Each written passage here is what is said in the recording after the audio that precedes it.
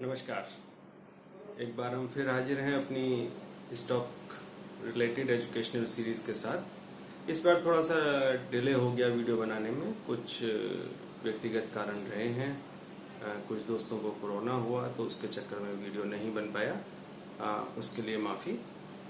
इस बीच में काफ़ी कुछ घटा है जो मार्केट में और मार्केट के बाहर की जो सिचुएशन है वो काफ़ी कुछ सुधरी है और कुछ मोर्चों पे कुछ डेंजर साइन बहुत थोड़े थोड़े आने शुरू हुए हैं। पहले बात करते हैं अच्छी बातों की। अच्छी बातों में हम देख रहे हैं कि वैक्सीनेशन ड्राइव ने स्पीड पकड़ी है, उतनी नहीं जितनी की भारत को ज़रूरत है, लेकिन एक कंसिस्टेंट परफॉर्मेंस है 3.5 मिलियन डोजेस पर डे की। करीब 20 करोड़ से ज़्यादा लोगों को एटलीस्ट एक डोज लग चुकी है, जो एलिजिबल पॉपुलेशन का करीब 27-28% है। जून एंड तक हमारा प्रोडक्शन था कि भारत कोरोना पे डिसाइसिव एज ले लेगा, जिसके लिए हमें उम्मीद है कि जून एंड तक करीब 32 करोड़ टीके लग जाएंगे और करीब 27 करोड़ लोगों को एटलीस्ट एक टीका लग चुका होगा, या 6-7 करोड़ लोगों को दोनों टीके लग चुके होंगे, जो एक बहुत बड़ा अचीवमेंट होगा। जुलाई से इसमें और रफ्तार आएगी और जुलाई एंड तक हम लगभग 50% लोगों को, जो एलिजिबल लोग हैं, जो योग्य लोग हैं करीब 90 करोड़, उनको हम कम से कम आधे लोगों को टीके लगा चुके होंगे, जिस तरीके से प्रोडक्शन रैंप अप हुआ है। अच्छी बातें इकोनॉमिक फ्रंट पे हैं। अनलॉकिंग की प्रक्रिया बहुत तेजी से आगे बढ़ी है। अभी आप देखेंगे कि केसेस कम हुए हैं, तो इससे इकोनॉमी को थोड़ी सी रफ्तार मिली है। सर्विस सेक्टर अभी भी बिल्कुल पड़ा हुआ है, सड़क पे आप बोल सकते हैं उसे लावारिस की तरह, उसका कोई रहनुमा नहीं है, ना सरकार, ना बैंक, ना फाइनेंशियल इंस्टीट्यूशन, ना आरबीआई। आरबीआई ने एक 15,000 करोड़ का लिक्विडिटी पुश दिया है, वो बिल्कुल बेकार है, ज़ीरो है, बिल्कुल रद्दी है। आरबीआई विजनलेस है। ये सरकार सर्विस सेक्टर के लिए बिल्कुल विजनलेस है। इसको कुछ नहीं पता, इनको कुछ नहीं पता।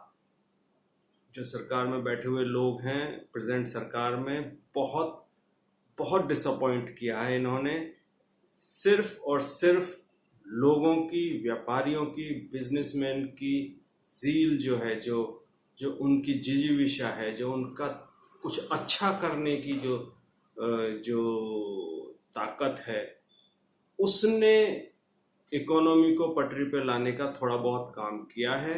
अदरवाइज सरकार की तरफ से कुछ नहीं हुआ है।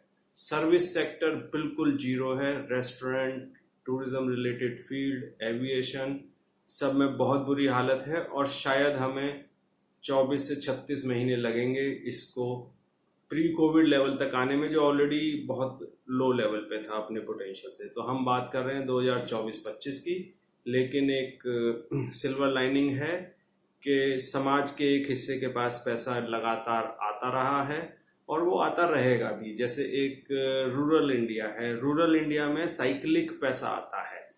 वो साइक्लिक पैसा, जब फसल आती है तो आपको पैसा आता है, और जब फसल नहीं भी होती है तो सरकार का एक थ्रस्ट होता है, क्योंकि बड़ा वोट बैंक है, तो उस वजह से वो उनको क्रेडिट लाइन और बाकी वो लिक्विडिटी की वहाँ कमी नहीं होती है, जबकि सबसे ज़्यादा वनरेबल सेगमेंट वही है जिसमें पैसा डूबने का खतरा होता है। तो लेकिन this is how it happen. हम कुछ ज़्यादा बोल नहीं सकते हैं, पॉलिसी मेकर्स की ये डिसीजन है। और लेकिन उससे एक ये फ़ायदा होता है कि एसेंशियल और नॉन एसेंशियल चीज़ों की खरीदारी लगभग एक स्तर पे खरीद जो होती है उन चीज़ों की, वो लगातार होती रहती है। तो एक सप्लाई साइड का जो प्रोडक्शन होता है वो लगभग साल भर के लिए ठीक ठाक बैठ जाता है कंपनियों का, और उन्हीं कंपनियों के रिजल्ट हमें बाद में दिखाई देते हैं स्टॉक मार्केट में। अच्छी बात हम कह रहे थे, अच्छी बात यह है कि लॉकडाउन है, वैक्सीन अच्छे से चल रही है। इंडिविजुअल वंडर्स होंगे, कंपनियां अपने तरीके से आगे बढ़ेंगी, सरकार की मदद मिले चाहे ना मिले, लेकिन वो कंपनी आगे बढ़ेंगी क्योंकि वो ग्लोबल सप्लाई चेन और ग्लोबल डिमांड से कनेक्ट हो चुकी हैं, तो वो अपने हिसाब से बिजनेस को इवॉल्व करेंगी। FMCG segment continue to grow, उसमें नई नई चीज़ें ऐड होती जाएंगी जो शायद हमारे खान पान का हिस्सा नहीं है, वो धीरे धीरे खान पान का हिस्सा बनने लगेंगी। जैसे प्रोटीन की इनटेक थोड़ा सा बढ़ने लगेगा, और भी बहुत सारी एग का इनटेक बढ़ने लगेगा। आपने देखा भी होगा कि इन चीज़ों के थोड़े से रेट बढ़े हैं क्योंकि लोगों के खाने पीने में इनकी जो क्वांटिटी है वो उसमें काफ़ी सिग्निफिकेंटली ग्रोथ आया है। जब आपकी थाली में चेंज आता है तो ये अर्थव्यवस्था का एक बहुत बड़ा हिस्सा आपकी थाली है। और थाली दो तरीके की है, एक शहरी थाली और एक गांव की थाली। गांव की थाली से बहुत ज़्यादा अंतर नहीं आता है, लेकिन शहर लगभग 35% तो खांटी शहर में रहते ही हैं। उसकी थाली जब चेंज होती है तो बहुत सारे मार्ग खुलते हैं अर्थव्यवस्था के बड़े होने के और उसके ऑर्गेनाइज होने के। उसमें बहुत सारी चीज़ें आती हैं, जैसे logistic chain, cold storage, transportation, उसके बाद प्रोक्योरमेंट के तरीके बदलते हैं, कॉन्ट्रैक्टिंग बदलती है। तो जो थाली का जो चेंज है वो एक पॉजिटिव चेंज माना जाता है किसी भी बड़ी अर्थव्यवस्था के लिए, और ख़ासतौर से भारत जैसी अर्थव्यवस्था के लिए जो कंजम्पशन बेस्ड है। अंडा और पनीर का हमने अभी एग्जांपल दिया आपको कि इनके रेट काफ़ी तेज़ी से बढ़े हैं। एक चिंता की बात हमने वीडियो के शुरू में की थी, वो चिंता की बात ये महंगाई ही है। महंगाई दोनों फ्रंट पे बढ़ रही है और दो तरीके से बढ़ रही है, क्योंकि आपकी थाली में चेंज हो रहा है, कुछ चीज़ों का इनटेक बहुत ज़्यादा हो रहा है, तो उस इनटेक के ज़्यादा होने से आपकी डिमांड बढ़ रही है, सप्लाई भी ठीक ठाक है। लेकिन अर्थव्यवस्था का ये मूल सिद्धांत है, जब डिमांड बढ़ती है सप्लाई ठीक ठाक भी होती है, जब भी उसके कॉस्ट बढ़ती है तो वो आपकी थाली पे उसका इम्पैक्ट आएगा। दूसरा जो एक लॉन्ग टर्म में एक मतलब अगले 3-4 साल के लिए जो एक खतरनाक ट्रेंड हो सकता है महंगाई का, वो है तेल का बढ़ना। कच्चा तेल 66 टू 72 के बीच में ट्रेड कर रहा है, जो ब्रेंट क्रूड हमारे पास आता है। उसका बड़ा सिग्निफिकेंट इम्पैक्ट होगा आपकी पूरी अर्थव्यवस्था पे। एविएशन सेक्टर में कॉस्ट बढ़ेगी, वो ऑलरेडी गिरे हुए हैं कॉस्ट, क्योंकि फ्यूल करीब 44%, 44% contribute to the overall operation of airlines. तो फ्यूल की कॉस्ट जब बढ़ेगी तो एयरफेयर बढ़ेंगे और अल्टीमेटली फिर वो महंगाई में और तब्दील होता जाएगा। सवारियां और कम हैं उनके पास ऑलरेडी, तो वो सेक्टर और प्रेशर में आने वाला है। दूसरा, आपका इंफ्रास्ट्रक्चर पे फर्क पड़ेगा। जो पेंट कंपनियां हैं, जो जैसे पिडिलाइट जैसी कंपनियां, एशियन पेंट्स जैसी कंपनियां हैं, इन पे फर्क पड़ेगा। इनकी इनपुट कॉस्ट बढ़ेगी, कोल की इनपुट कॉस्ट बढ़ेगी, उसके बाद ट्रांसपोर्टेशन की इनपुट कॉस्ट बढ़ेगी, जो आपके जीवन में भूचाल ला सकती है। अगर आप डेली कम्यूटर हैं तो आपने देखा होगा पेट्रोल और डीजल के रेट बढ़े हुए हैं और ये आपकी जेब को बहुत ज़्यादा डेंट करने वाले हैं। आपकी जेब से पैसा जा रहा है, सरकार के पास एवेन्यू ख़त्म हो रहे हैं कमाने के, और पेट्रोल और शराब उनको दो बहुत ईजी एवेन्यू दिखते हैं। उनका मानना है कि टैक्स बढ़ाते जाओ, मिडिल क्लास से कैसा गन्ना है जिसे पेरते जाओ और उसमें से रस पे रस निकलता जाएगा, चाहे बेचारा सूख जाए। तो वो मिडिल क्लास इसी बात के लिए भारत में रह गया है। तो ये दो चीज़ें चिंता की हैं। और अच्छी चीज़ों की भी बात करें, मार्केट का क्लियर ट्रेंड नज़र आ रहा है। कोई मैनिपुलेशन, अब शायद हम 60% एंड अबव लेवल वाले पे पहुंच चुके हैं, जहां पे कोई मैनिपुलेशन पॉसिबल ब्रॉडर मार्केट में नहीं है। जब मैं कहता हूं ब्रॉडर मार्केट में, तो manipulation of the whole market is almost not possible now, क्योंकि 7 करोड़ से ज़्यादा पार्टिसिपेंट मार्केट में आए हैं। वो इन्फॉर्म्ड इन्वेस्टर हैं ज़्यादातर, क्योंकि जो एक यंग तबका है 20 से 45 साल की उम्र का, 20-22 से 45 साल की उम्र की, यानी कि जब नौकरी शुरू कर रहा है और नौकरी की इनसिक्योरिटी की एज में है, उस लेवल, उस तबके ने, उस सेगमेंट ने मार्केट में बहुत ज़्यादा निवेश किया है।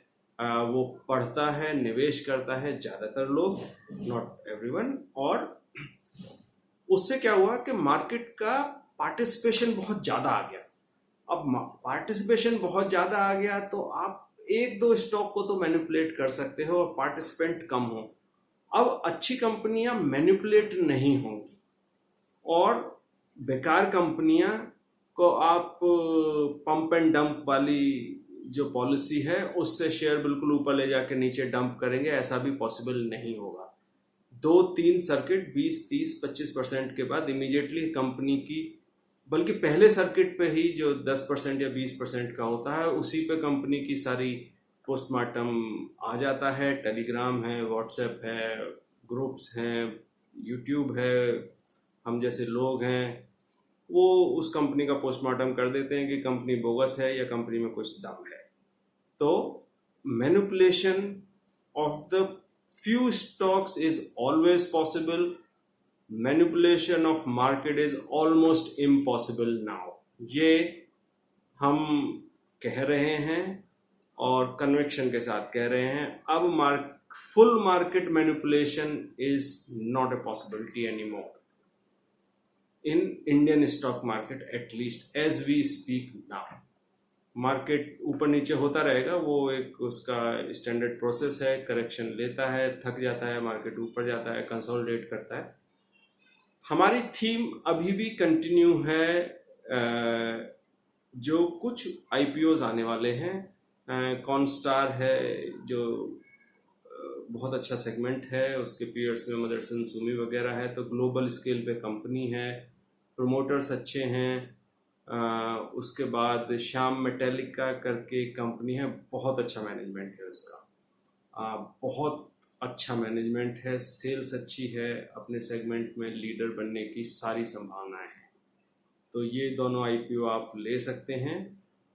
ये हाईली रिकमेंडेड हैं, फिर भी अपने एक्सपर्ट से पूछें। डिस्क्लेमर है वही जो पहले है, अपने एक्सपर्ट से पूछें। फाइनेंशियल रिस्क इन्वॉल्व होता है तो बहुत सोच समझ के उसका निर्णय लें। हमारी कवरेज अभी भी बहुत बुलिश है एफएमसीजी सेगमेंट पे। एफएमसीजी सेगमेंट पे बुलिश होने के दो रीजन हैं। मॉनसून एडवांस हुआ है नॉर्थ इंडिया में 15 दिन पहले। 15 दिन पहले का मत बहुत सिग्निफिकेंट है और शायद मॉनसून इस बार हम रिसीव करें 106 से 116%, यानी 100%, नॉर्मल से 6 से 16% ज़्यादा है। इसको ऐसे समझिए कि अगर मॉनसून 100 पॉइंट हमें रिसीव होना है, 100% होना है, और वो 94 होता है जब तक मैनेजेबल है, नुकसान उसमें भी होता है लेकिन वो जब तक मैनेजेबल है।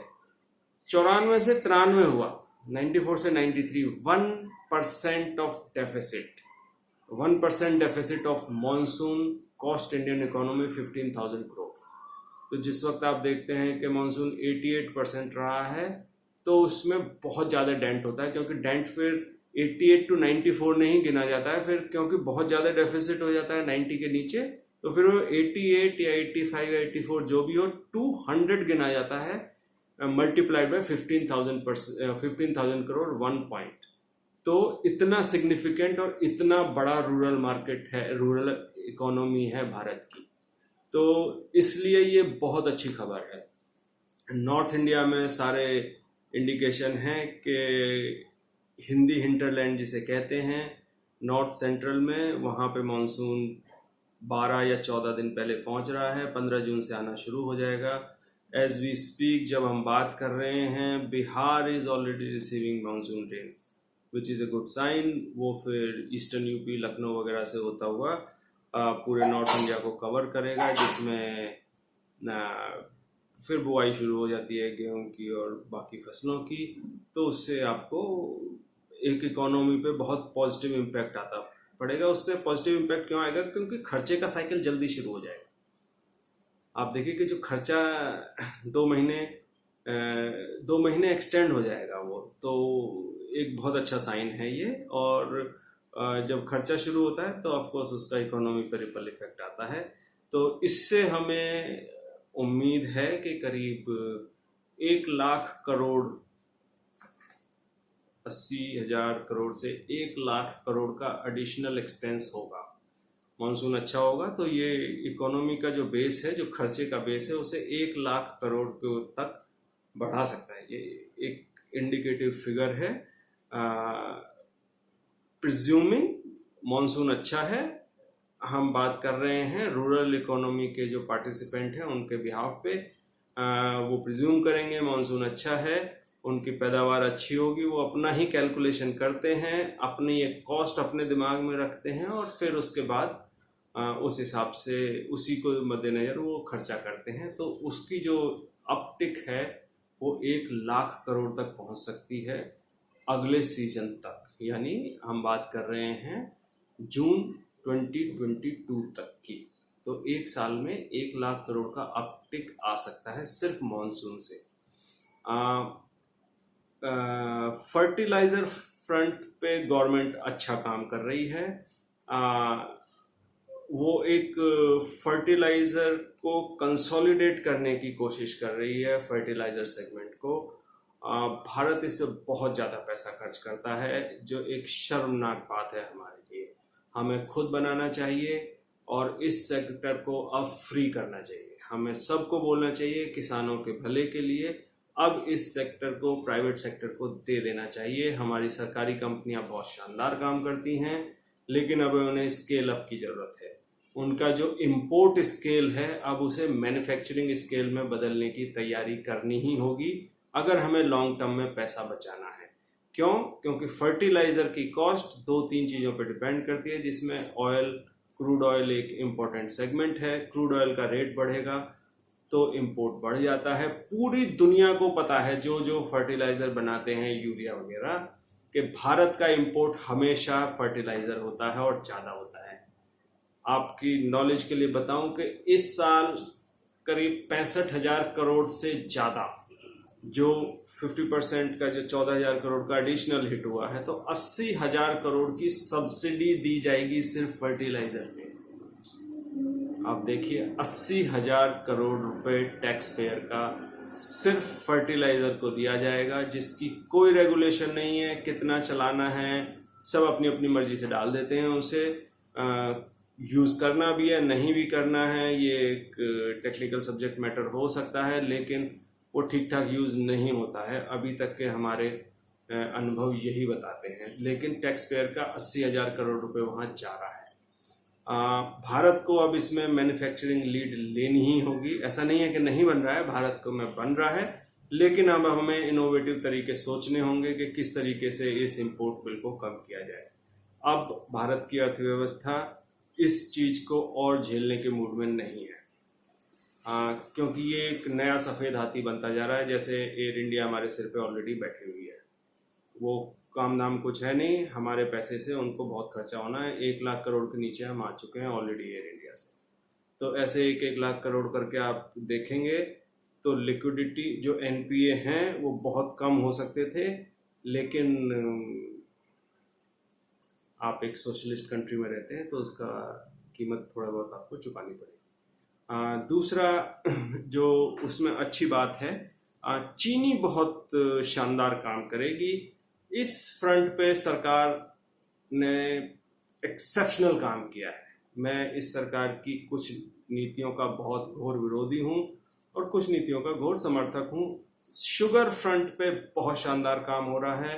शुगर सेगमेंट शायद हमेशा के लिए एक या कम से कम 10 साल के बुल रन में एंटर कर चुका है। हमने पहले वाले वीडियो में बताया था, पहले वीडियो में या दूसरे वीडियो में बताया था कि ब्राज़ील में इस बार फसल खराब हुई है, लैटिन अमेरिका में फसलें ठीक नहीं हुई हैं शुगर केन की, गन्ने की, तो उसका सीधा सीधा फ़ायदा भारत को मिलता है। भारत को फ़ायदा मिलता है एक, तो इसका मतलब चीनी और गुड़ के रेट अब थोड़े से बढ़ेंगे और जो सब्सिडी दे के एक्सपोर्ट होता था शुगर का उसको कम होगा। तो जब ये न्यूज़ मार्केट में फ्लैश होगी तो आपको ये नेगेटिव लगेगा स्टॉक्स के लिए, लेकिन वो नेगेटिव नहीं है। आप इसको ऐसे समझिए कि चीनी बनाने की खर्चा, 1 किलो चीनी बनाने का खर्चा कम से कम 28 से 32 रुपए के बीच में आता है। अगर वो चीनी आपके हाथ में 35, 36 या 40 रुपए के नीचे पहुंच रही है तो मोटा मोटा वो बराबर बराबर पे है, 8-10% बेसिस पॉइंट या 15 बेसिस पॉइंट का मार्जिन है कंपनी को। लेकिन अगर वो चीनी 30, 32, 35 पे आपके पास आ रही है तो इसका मतलब चीनी मैन्युफैक्चरर घाटे में है, क्योंकि चीनी मैन्युफैक्चरर को सरकार बाध्य करती है, उसको कंपलसरी करती है कि इतने ही पैसे में आपको गन्ना खरीदना है। मिनिमम सपोर्ट प्राइस जो गन्ने का है इतने में ही एक फिक्स प्राइस है, उसी को देने हैं, तो वो पैसे दे नहीं पाता, घाटे में चला जाता है। इससे उबरने के लिए उन्होंने एथनॉल ब्लेंडिंग को 10% किया है टारगेट।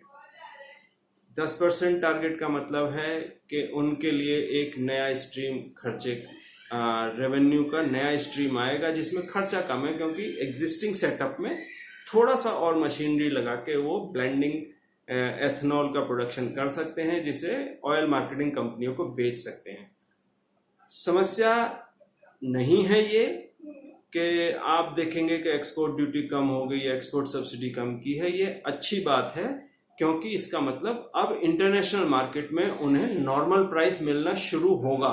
ये साइकिल अब शुरू हुई है, अगले 7-8 महीने तक ये चलेगी, कम से कम 1 साल के लिए आप बुल रन में मान सकते हैं। जब तक टाइम मिलेगा, इससे अच्छा टाइम नहीं हो सकता था शुगर कंपनियों के लिए, जब तक वो 1 साल में अपना एथनॉल ब्लेंडिंग का जो प्रोसेस यूनिट्स हैं उसको ठीक कर देंगे, और उसके लिए उन्हें ना पैसे की कमी होगी क्योंकि मार्केट में प्राइस ठीक मिल रहा है, और वो घाटे से मुनाफे की तरफ आना शुरू होंगी। तो हमारी इस वीडियो में आपसे रिकमेंडेशन है शुगर स्टॉक्स जो ऑलरेडी बहुत भाग चुके हैं, लेकिन अच्छे शुगर स्टॉक्स लीजिए जिन पे रिसर्च डेवलपमेंट की कैपेबिलिटीज हैं, जो रिसर्च में पैसा खर्च कर सकते हैं, नए प्रोडक्शन यूनिट में पैसा खर्च करती हैं, जो एथनॉल ब्लेंडिंग में लीड लेंगी। त्रिवेणी है, मगध है, श्री रेणुका है, इनकी कैपेसिटी बहुत ज़्यादा है, तो ये आप ले सकते हैं। बजाज हिंदुस्तान है। बैलेंस शीट एक बार चेक करें किस पे कितना कर्जा है। जो मगध, त्रिवेणी और बलरामपुर चीनी, बड़ी चीनी मिले हैं, प्रमोटर अच्छे हैं, तो वो कितना भी घाटा झेल लेंगे। लेकिन उनके साथ एक बहुत अच्छी बात यह है क्योंकि उनकी कैपेसिटी बहुत ज़्यादा है, वो बहुत ज़्यादा प्रोड्यूस कर सकते हैं, तो बहुत ज़्यादा घाटा भी बहुत तेज़ी से कवर कर लेते हैं। आप देखेंगे एक छोटी फैक्ट्री को घाटा कवर करने में टाइम लगता है, बड़ी फैक्ट्री ज़्यादा